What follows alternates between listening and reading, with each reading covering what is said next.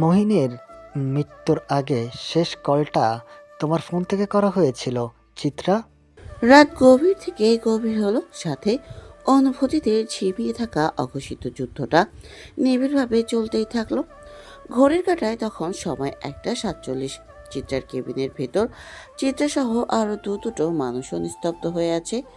নুরুল সওদাগরের কথা থামতেই বাহারের হুট করে আগমনে কথাস্রোত একটু ভিন্ন দিক গেলেও অতঃপর তা আবারও আগের জায়গাতে এসে খুঁটি বাঁধালো।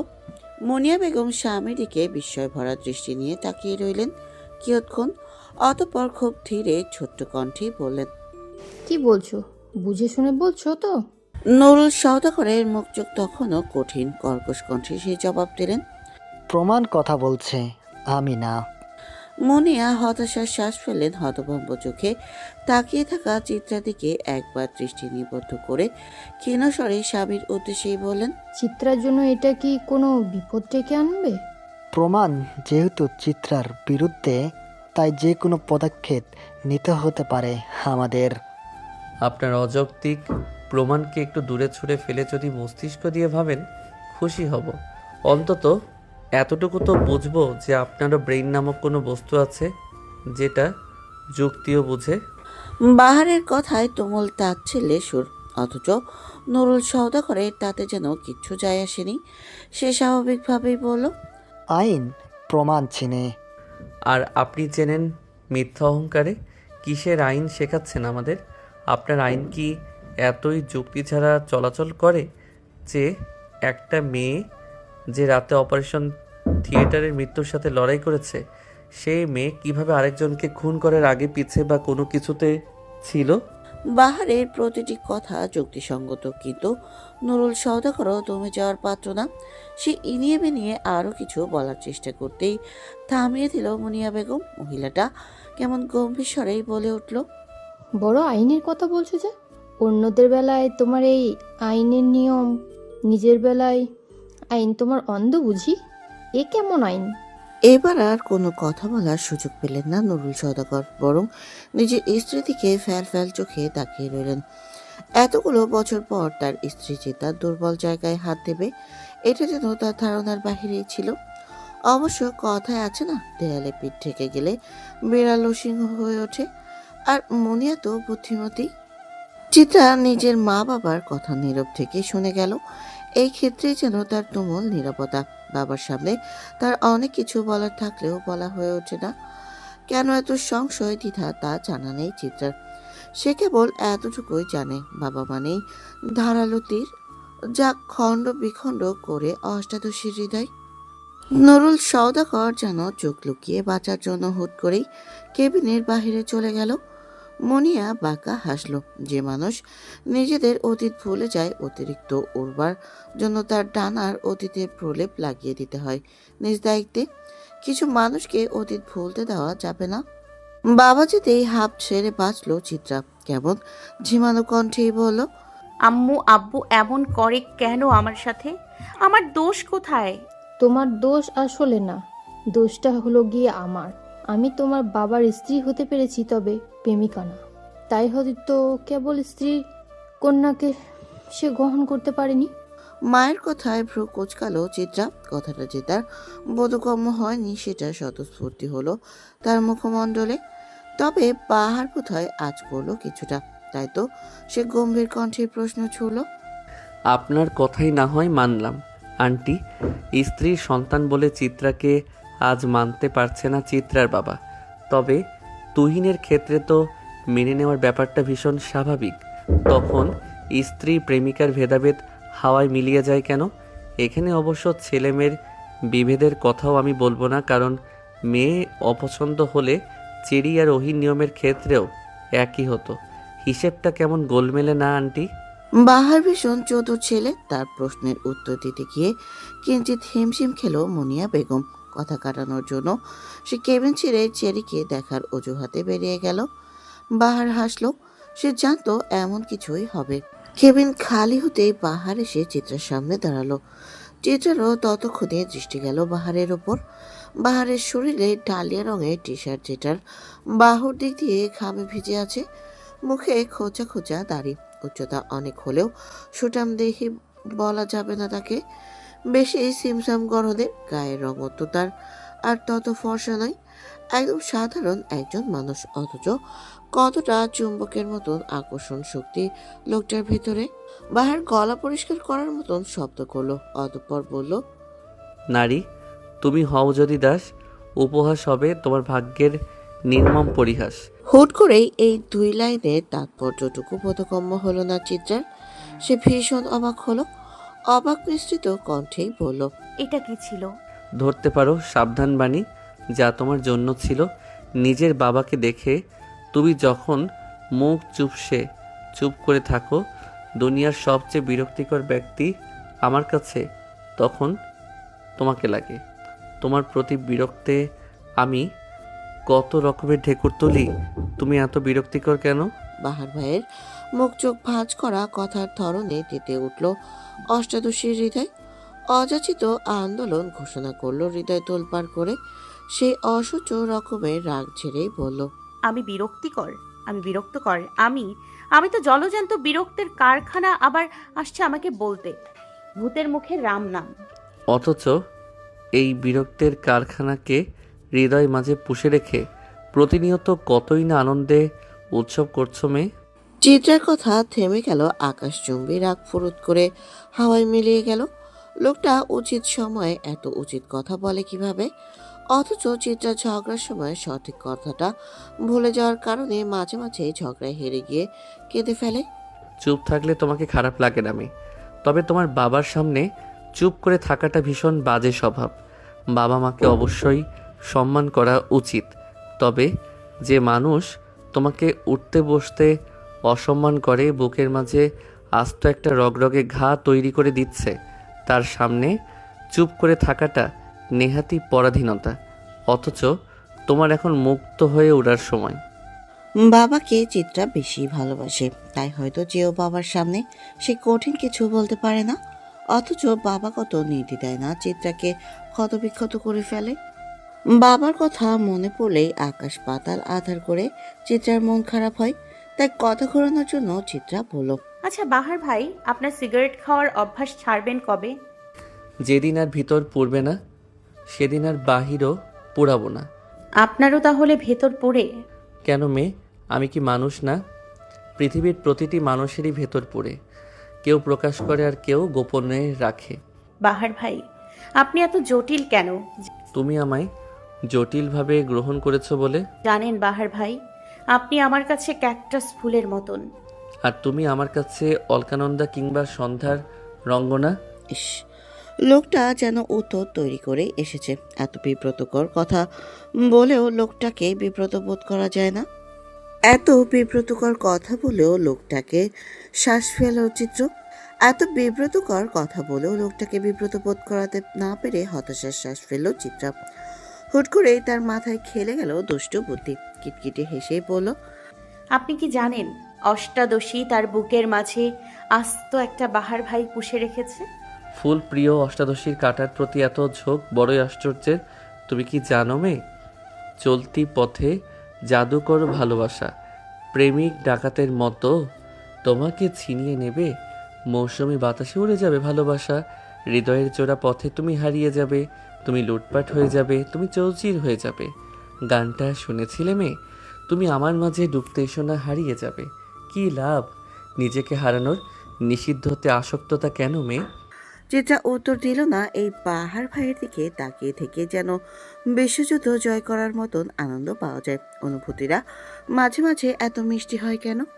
বাহার পকেটে দুহাত গুজে বের হতে নিলেই চিত্রা আনমনে বলে উঠল, আপনি আমার হুট করে বুকের বাঁ পাশ ব্যথা বাহার ভাই। আপনি আমার মন কেমনের রোগ। আপনি আমার বৃষ্টির দিনে ভিজে চুপচুপে সাদা শাড়ি। আপনি আমার শখ বাগানের ক্যাকটাস ফুল। আপনি আমার সহজ সরল অঙ্কের স্বরের দেয়া লাল কালিতে ফুটে ওঠা কিঞ্চিত ফুল।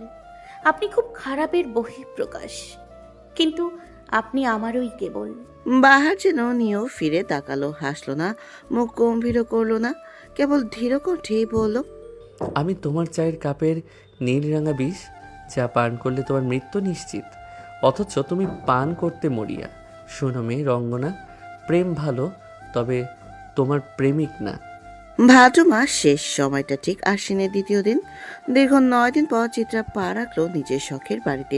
রোগাসোগা চোখ মুখ, শরীর শুকিয়ে গেছে, গায়ের রংটাও কেমন হালকা মেটে রং ধরেছে। তবে এখন সে কিছুটা সুস্থ, স্বাভাবিকভাবেই হাঁটা চলা করতে পারছে। ইতিমধ্যে চেরিকে বাহিরের দেশে নেওয়ার বন্দোবস্ত প্রায় শেষের দিকে। চেরির কোনো উন্নতি দেখা দিচ্ছে না। চিত্রা বাড়িতে পা রাখতেই থম মেরে থাকা বাড়িটা উৎসবমুখর হয়ে উঠল। কিঞ্চিত হইচই শোরগোল শোনা গেল, কিন্তু এর মধ্যেই ছাদ থেকে চিত্রাদের বাড়ির কাজের মেয়ে দেয়ালের দোয়েলের চিৎকার ভেসে এলো। সবাই হুড়মুড় করে ছাদে যেতেই অবাকে হা হয়ে রইল। চিত্রার রঙ্গনা, মৌসুন্দা, পিচফুল সহ আরো অনেকগুলো ফুল গাছ মাটিতে পড়ে আছে। দেখে বোঝা যাচ্ছে ইচ্ছাকৃতভাবে কেউ এই কাজ করেছে। সন্ধ্যার প্রকৃতি তখন বিষণ্ণ, সাথে বিষণ্ণ অষ্টাদশীর হৃদয়। দুপুর হতে এই অবধি সে কেঁদেছে, কাঁদতে কাঁদতে চোখ মুখ প্রায় ফুলে যাওয়ার উপক্রম। তার জীবনের সবচেয়ে কোমল একটা অংশ হলো তার শখের বাগান, অথচ কেবল আজ না, প্রায় এই নিয়ে দুবার তার সাথে এই ঘটনা ঘটেছে। কে বা কারা এই কাজটা করে এটা বোধগম্য না কারোরই। কেবল চোখ মেলে দেখতে হয় শখের বাগানের বিধ্বস্ততা। প্রথম যখন এইরকম ঘটনা ঘটলো তখন প্রকৃতিতে কেবল আষাঢ় মাস এসেছে। দিনরাত কেবল বর্ষণধারা আপন গতিতে ঝরে যায়। এমনই টানা 2 দিন বৃষ্টির পর ক্ষান্ত হলো প্রকৃতি। বাহার তখন টুরে গিয়েছে। চিত্রারও শরীরে জ্বর, তাই আর বাগানের যত্ন নেওয়া হয়নি। অথচ 2 দিন পর প্রকৃতির ঝড়ের সাথে চিত্রার শরীরের জ্বর কমতেই চিত্রা ছাদে গেল নিজের প্রিয় গাছগুলোকে ছুঁয়ে দেওয়ার জন্য, কিন্তু ছাদে উঠে সে হতভম্ব। বাগানে সবচেয়ে সুন্দর সুন্দর ফুল গাছগুলোর টব ভেঙে একাকার। বৃষ্টির পানিতে টবের পানি ধুয়ে মুছে কাদায় মাখামাখি ছাদ।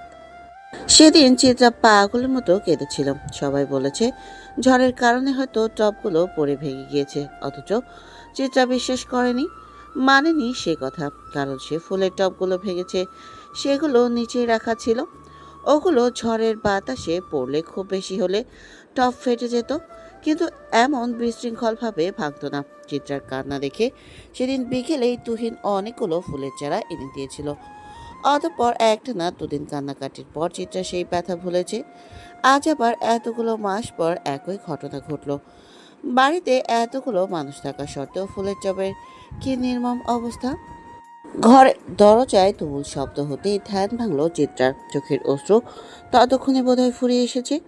চিত্রা কাঠের দরজাটার দিকে দৃষ্টি দিল, গভীরভাবে বোঝার চেষ্টা করলো কে এসেছে। তন্মধ্যেই ওহির ডাক ভেসে এলো। চিত্রা, দরজা খুলতো, দেখি দরজাটা খোল। ওহিয়াপা হসপিটালে ছিলেন সারাদিন, হয়তো এখন এসেছে। বাড়ির পরিস্থিতিও তো তত ভালো না, ঘরের দৌড় দিয়ে বসে থাকাটা আদৌ মানানসই। চিত্রা জানে এই কাজটা বেমানান, তবু সে কাজটা করেছে। প্রিয় কিছুর কিঞ্চিত ক্ষতিও যে ভেতরটা ভেঙে দেয়, হোক সেটা মানুষ কিংবা বস্তু।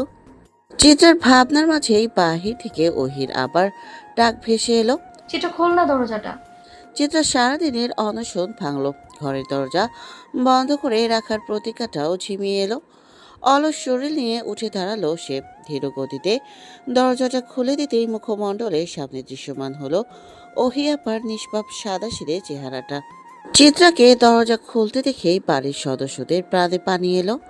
একে একে চিত্রার মা, বড় মা ছুটে এলো। হুড়মুড় করে ঢুকে পড়লো চিত্রার ঘরে। চিত্রা তখনও নিরুত্তর। চিত্রার শ্যামলা রঙের কারণে অধিক কান্নার পরেও গালে লাল আভা দেখা দেয়নি, কিন্তু চোখ মুখে তখনও অশ্রুকণাদের আধিপত্য। চিত্রার মা মুনিয়া বেগম মেয়ের গালে হাত রাখলেন, খুব ধীর থেকে ধীর কণ্ঠে বললেন, কেঁদেছিস কেন বোকা মেয়ে? তোর জন্য তো তোর তুহিন ভাইজান না হয় আবারও চারা গাছ এনে দেবে, এমন কারণে কাঁদলে হয় নাকি? মায়ের আদরে আলাপে চিত্রার ঠোঁট ফুলালো, চোখ মুখ আধার হয়ে এলো তার। এই তো মনে হচ্ছে হয়তো এখনই কেঁদে দিবে। ওই হয়তো বুঝতে পারলো চিত্রার অনুভূতির মতিগতি, তাই ব্যতিব্যস্ত কণ্ঠে বলল, কাঁদিস না, দাঁড়া, আমি তোর জন্য একটা জিনিস এনেছি। চিত্রার কাঁদো কাঁদো চোখে মুখে ভর করলো বিস্ময়। ওহিয়াপা তার জন্য কিছু এনেছে, অথচ ওহিয়াপার আগে এসব ব্যাপারে কখনোই হেলদোল দেখা যায়নি। চিত্রা যখন অধীর আগ্রহে দরজার দিকে তাকিয়ে রইল, ওহিয়াপা মিনিট 2 মাঝে 4টা ফুলের টব নিয়ে হাজির হলো। 2টো টব দোয়েলের হাতে আর দুটো তার নিজের হাতে। চিত্রা ফ্যাল করে কেবল তাকিয়ে আছে। সে ঠিক বুঝতে পারছে না তার সাথে হচ্ছেটা কি। এইটুকু বয়সে কি তারা মতিভ্রম হচ্ছে? না হলে ওহি আপার মতো মানুষ কিনা ফুলের টব এনেছে নিজে যেছে, তাও আবার চিত্রার জন্য। কেবল চিত্রা না, অবাক হলো উপস্থিত সবাই। ওহি কখনোই বাড়িতে ঘটে চলা ঘটনার স্রোতে গা ভাসায় না। তাকে বরাবরই দেখা যাবে পড়ার টেবিলে কিংবা তার ঘরের বারান্দায়। অথচ আছে মেয়ে বোনের অশ্রু মোছাতে ফুলের টব এনেছে ভাবতেই সকলের শরীরে কিঞ্চিত আনন্দের ধারা বয়ে গেল। ওহি সবার হতভম্ব মুখখানার দিকে একবার চাইল। মেজ চাচি, বড় চাচি সকলের দৃষ্টি তার দিকে নিবদ্ধ। এর কারণে সামান্য অস্বস্তিতে গা কাঁপালো ওহির। সবার হতভম্ব মুখের দিকে তাকিয়ে মিনমিন করেই বলল, আসলে বড় আপা দুপুরে কল দিয়ে বলেছিল চিত্রার গাছগুলো নাকি ভেঙে গেছে, তাই ও নাকি দরজা আটকে বসে আছে, কান্নাকাটি করছে। তাই কয়েকটা চারা গাছ নার্সারি থেকে কিনে আনলাম আমি। বাড়ির পরিস্থিতি, এমনকি চিত্রার পরিস্থিতিও তত একটা ভালো নেই যে এইসব নিতে পারবে, তাই নিয়ে এলাম। সারাদিনের মন খারাপ যেন হাওয়ায় মিলিয়ে গেল। চিত্রা বরাবরই ওহি আপাকে পছন্দ করে বেশি। ওহি আপার দৃঢ়তা সম্পন্ন চালচলনই চিত্রার পছন্দের কারণ। কিন্তু ওহি আপা গম্ভীর মুখ বলে তাদের ভাব এতটা জমেনি কখনোই। অথচ সেই ওহি আপাই আজ চিত্রার খুশির কথা ভাবছে। এটাই যেন চিত্রাকে রাজ্যের সুখ এনে দিল। চিত্রা ছুটে এলো ওহির দিকে, খুব শক্ত ঘুরে জড়িয়ে ধরলো ওহি আপার ছোটখাটো শরীরটা। বা হাতটাই টান পড়তেই কেমন চিনচিনে ব্যথা করে উঠল। কিন্তু সে ব্যথায় তোয়াক্কা করলো না চিত্রা। সব ব্যথা ছাপিয়ে যেন আজ ওহি আপার আগমন ঘটেছে। চিত্রার পাগলামো দেখে উপস্থিত সবাই হাসলো। যাক, বাড়িটাতে এতদিনে প্রাণ ফিরল। কেমন সতেজতায় ভরে গেল চারপাশ। আশ্বিন মাসে সচরাচর বৃষ্টির দেখা মেলে না। আকাশে কেবল তুলোর মতন মেঘেদের ছড়াছড়ি দেখা যায়। শরতের নরম তুলতুলে আকাশ, আদরে প্রকৃতি, সজীব গাছপালা দেখতেও ভালো লাগে। অথচ আজ আবহাওয়া শরতের রূপ নেই। ঝিরিঝিরি বৃষ্টিতে প্রকৃতি কিঞ্চিত সিক্ত। যে বৃষ্টির ছাটে ভিজে যাচ্ছে চিত্রার শরীরে ঢিলে ঢালা জামাটাও। জামার জায়গায় জায়গায় বৃষ্টির ফোঁটার চিহ্ন পরিলক্ষিত। অথচ চিত্রার সেখানে ধ্যানই নেই। সে ফুলের টবে নতুন মাটি চেপে চেপে দিতে ব্যস্ত। এই মেয়ে, শুনলাম আজ নাকি প্রচুর কেঁদেছ। হুট করে এমনটাকে ভীত হলো চিত্রা। ডান হাতের মুঠোয় থাকা মাটিগুলোকে আরেকটু শক্ত করে চেপে ধরে কেঁপে উঠল। কিন্তু কণ্ঠের মালিককে চিনতে তার সামান্য অসুবিধা হলো না। সে আবার উত্তর দিল, বাহার ভাই, কোথায় ছিলেন কাল থেকে অবধি? কালো টি শার্টটার গলার দিকটা টানতে টানতে বাহার উত্তর দিল। পার্সোনাল কাজ। কি কাজ বাহার ভাই? চিত্রার প্রশ্নে বাহার ভ্রু কুচকালো, বেশ তীক্ষ্ণ কণ্ঠে বলল, পার্সোনাল কাজ মানে বুঝো না? যেখানে ব্যক্তিগত শব্দটা উল্লেখ আছে সেখানে সেটার বিশ্লেষণ চাওয়াটা বেশ বোকামি। অথচ তোমায় আমি বুদ্ধিমতী ভাবি। বাহারের কথার ধরনে আবারও মনের কোণে মেঘ জমল চিত্রার। মুখটা অপমানে ছোট হয়ে গেল। সে বেশ শুকনো কণ্ঠে উত্তর দিল, দুঃখিত। তা আজ নাকি অনেক চারাগাছ পেয়েছো? বাহার যে পরিস্থিতি ঘোরানোর চেষ্টা করলো তা বুঝতে বাকি রইল না চিত্রার। সেও মাথা নাড়িয়েই বলল, হ্যাঁ বাহার ভাই, জানেন আমার সব সুন্দর ফুলের টবগুলো কে যেন ভেঙে ফেলেছে। কে ভেঙেছে বলো তো? তোমার কাছের কেউ না তো? বাহারের প্রশ্নাত্মক বাক্যে অবাক হলো চিত্রা। তার কাছের কেউ ভেঙেছে মানে? বাহার ভাই কি বলতে চাইলো? তবে কি বাহার ভাই জানে কে এই কাজখানা করেছে? ভাবুক চিত্রার মাথায় চিন্তারা দলা পাকিয়ে গেল। হাঁসফাঁস করে উঠল হৃদয় কোণে। অধৈর্যে কণ্ঠে তাই সে জিজ্ঞাসা করলো, আমার কাছের কেউ? কিন্তু কেন বাহার ভাই? আর কেই বা করেছে? চিত্রার প্রশ্নে বাহার ঠোঁট উল্টিয়ে বোঝালো যে এর উত্তর তার জানা নেই। হতাশার দীর্ঘশ্বাস বের হয়ে এলো চিত্রার বুক চিরে। মন খারাপ করেই বলল, বাহার ভাই, রঙ্গন ফুলের গাছটাও ভেঙে গেছে। অলকানন্দা তো আছে, তোমায় না হয় অলকানন্দা বলবো। এবার বলো তো নতুন চারাগাছগুলো কোন কোন ফুলের? অলকানন্দা, হাসনাহেনা, সন্ধ্যা মালতী আর শ্বেতচন্দন। বাহ, অনেক তো। আর কিছু চাই? বাহারের প্রশ্নে চিত্রার দুষ্টবুদ্ধিগুলো মাথা চাড়া দিয়ে উঠল। টকবক করে উঠল ডানা ঝাপটিয়ে। চিত্রা বাহারের দিকে ঘুরে বাহারকে পুরো পা থেকে মাথা অবধি দেখে কুটিল হেসে বলল, হ্যাঁ চাই তো। আপনাকে চাই। বাহার মেয়েটার দিকে তাকিয়ে দীর্ঘশ্বাস ফেলল, খুব গভীরভাবে কি যেন ভাবলো, অতঃপর আত্মনেই বলল, আমায় চেও না অলকানন্দা। আমায় চাইলে বড়জোর প্রাপ্তির খাতায় বিরাট এক শূন্যতার হাহাকার মিলবে, আমায় মিলবে না। বাহার দাঁড়ালো না আর কাঁধের ব্যাগটা শক্ত করে ধরে নিজের ঘরেই চলে গেল। চিত্রা কেবল সেই যাওয়ার দিকে তাকিয়ে রইল কিছুক্ষণ। মানুষটাকে বেশ ক্লান্ত দেখাচ্ছে। মাঝে মাঝে মানুষটা কোথায় উধাও হয়ে যায়। রাত 10টা। অনেকগুলো দিন পর সওদাগর বাড়িতে রাতের খাবারের সময় নক্ষত্রদের মেলা বসলো। বড় চাচি, বড় চাচা, মনিয়া বেগম, নুরুল সওদাগর, তুহিন, চাঁদনি, মাহাতাব, লতা বেগম, চিত্রার ফুপি ওহি, চিত্রা, দিশান, তৃষান সব খাবার টেবিলে অবস্থিত। মনিয়া বেগম, তার বড় যা এবং চিত্রার ফুপি অবশ্য খাবার বেড়ে দিচ্ছে আর বাকিরা খাবার খাওয়ায় মগ্ন। এরই মাঝে সিঁড়ি বেয়ে বাহারকে নিচে আসতে দেখে ডাক দিল নুরুল সওদাগর। এই ছেলে, দাঁড়াও, কথা আছে। যেহেতু তাদের মেইন দরজার বাহিরে ছাদের সিঁড়ি, সেহেতু সবাই বাহারকে তেমন খেয়াল করেনি।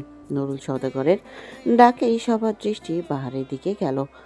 বাহারও হয়তো প্রস্তুত ছিল না হুট করে ডাকের, তাও আবার নুরুল সওদাগর এমন অনাকাঙ্ক্ষিত সময় ডাকবে সেটা যেন ভাবনার বাহিরেই। থমথমে পরিবেশে সকলের অবাক দৃষ্টির দিকে চোখ বোলালো নুরুল সওদাগর। অতঃপর ভাত নাড়তে নাড়তে বেশ ধীর কণ্ঠে বলল, ভিতরে আসো। অত দূর থাকলে কথা বলে স্বাচ্ছন্দ্য বোধ করব না। দূরের মানুষ দূরে থাকাই ভালো। আপনি বলুন, আমি শুনছি। বরাবরের মতনই বাহারের কাঠখোট্টা জবাবে বিরক্ত হলেন নুরুল সওদাগর। হাতে নেওয়া ভাতের লোকমাটা আবার থালায় রেখে দিল সে। কপাল কুঁচকে গম্ভীর কণ্ঠেই বলল, আমাদের সন্দেহর তালিকায় কিন্তু তুমিও আছো। তাই এমন কিছু করো না যাতে সন্দেহ প্রকার হয়। এটা তো স্বাভাবিক কথাই।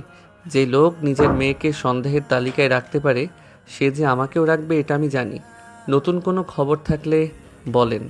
এমন একটা খবর পাওয়ার পর অন্য কেউ হলে ঘাম ছুটে যেত হয়তো, অথচ এই ছেলের কেমন কাজ ছাড়া ভাব। বিরক্তিতে তেতো হয়ে উঠল নুরুল সওদাগরের অনুভূতি। সে আর কথা না দমিয়ে রেখে বেশ ধমকেই বলল, কাল তুমি কোথায় গিয়েছিলে? তুমি কি জানো আজকে ওহিদের উপর অ্যাসিড নিক্ষেপ করা বাইকে দুটো ছেলেরই লাশ পাওয়া গেছে? কাল তুমি শহরে ছিলে না। আজ শহরের বাইরে খুব পুরানো একটা বাড়ি থেকে ছেলে দুটোকে পাওয়া গিয়েছে। মহিন যেদিন খুন হলো সেদিনও তোমার খোঁজ খবর ছিল না। হিসাবগুলো কেমন একে একে মিলে যাচ্ছে খেয়াল করেছো? ওহির সবেমাত্র মুখে দেওয়া ভাতের লোকমাটা গলায় আটকে গেল নুরুল সওদাগরের কথা শুনে। নাকে মুখে খাবার উঠে বাজে অবস্থা। নুরুল সওদাগরের বলা কথাটা সবাইকে যেন অবাক করে তুলল। শেষমেশ কিনা লোকটা বাহারের দিকে আঙুল তুলল। সবাই যখন ব্যতিব্যস্ত হয়ে ওহির দিকে পানি তুলে দিল, বাহার তখন হো হো করে হেসে উঠল। একটা ছন্নছাড়া ভাব নিয়েই বলল, পুলিশদের কি কাজই এটা? অপরাধী না পেলে এরে ওরে অপরাধী বানিয়ে দেওয়া, এ কেমন বিচার? যাই হোক, আপনার দরকারি কথা কি শেষ? আমি এবার যাই। নুরুল সওদাগর ট্যাপ ট্যাপ করে তাকিয়ে রইল। এই ছেলের মনে প্রাণে কি একটু ভয় নেই?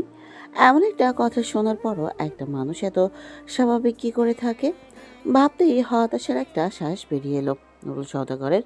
চুপ থাকা দেখে আফজল সওদাগর বেশ শীতল কণ্ঠে বাহারকে বলল, যেহেতু আইনের চোখ তোমার দিকে পড়েছে, একটু সাবধানে থেকো, বুঝলে? আচ্ছা, সাবধানে না থাকলে কি হবে? কেঁচো খুঁজতে গিয়ে কেউটে বেরিয়ে আসবে নাকি? বাহারের কথার ধরনে সবাই হতভম্ব চোখে তার দিকে তাকিয়ে রইল। বাহার অবশ্য তার ধার ধারল না, বরং খুব স্বাভাবিকভাবে হাঁটতে হাঁটতে মেন গেট পেরিয়ে রাস্তায় চলে গেল। রাতের রাস্তা তার আবার খুব প্রিয়। নিশ্চুপ হয়ে সবাই কেবল বাহারে যাওয়ার দিকে তাকিয়ে রইল। নীরবতাকে ভেঙে আফজল সওদাগরকে কথাকে অন্যদিকে ঘুরিয়ে বললেন, আচ্ছা, তোমার কি মনে হয় নুরু ওই ছেলে দুটোকে মেরেছে? কোনো ক্লু পাচ্ছি না ভাইজান। যদি মুহিন ওদের দিয়ে কাজটা করায় তাহলে মহিন তো মারাই গেছে। ওদের খোঁজ জানলো কে?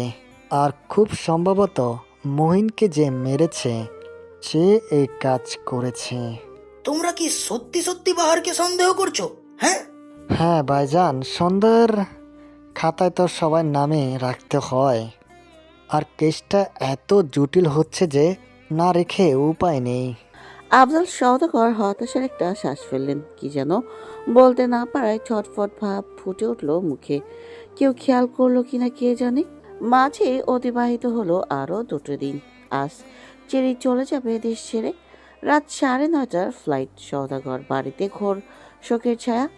বাচ্চাটার জ্ঞান ফিরলে কেমন তাকিয়ে থাকে, আবার ঘুমের ওষুধের জোরে ঘুমিয়ে যায়। কোনো কথা বলে না, কেমন জড় পদার্থ। অথচ এই মেয়ের হাসিতেই বাড়িতে মুক্তা ঝরত। বাড়ির ড্রয়িং রুমে সকলের নিস্তব্ধতা যেন হাহাকার করে উঠছে। অবনী বেগম কেবল ধীর স্বরে কেঁদে যাচ্ছেন। অবশেষে অনবরত কান্না থামানোর জন্য ধমক দিলেন মুনিয়া বেগম। শক্ত কণ্ঠে বললেন, এত কান্নাকাটি করছো যে? সেই ভিন দেশে গিয়ে শক্ত থাকবে কিভাবে? তোমার সাথে কেউ কিন্তু থাকবে না। এখন থেকেই তো শক্ত হতে হবে। আপনি আমার সন্তানের মর্ম কি বুঝবেন? চারগাছা লাগিয়েছেন।